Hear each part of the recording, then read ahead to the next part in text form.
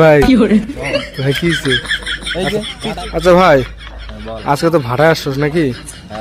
তা কি ব্যাপার কি এলো লোড করলি না? এই মাল ভালো না, রেট বেশি। মাল কেমন?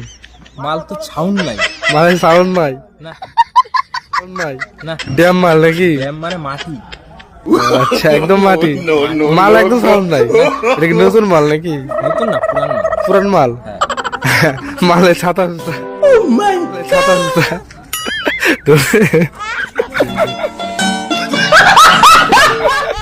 আরে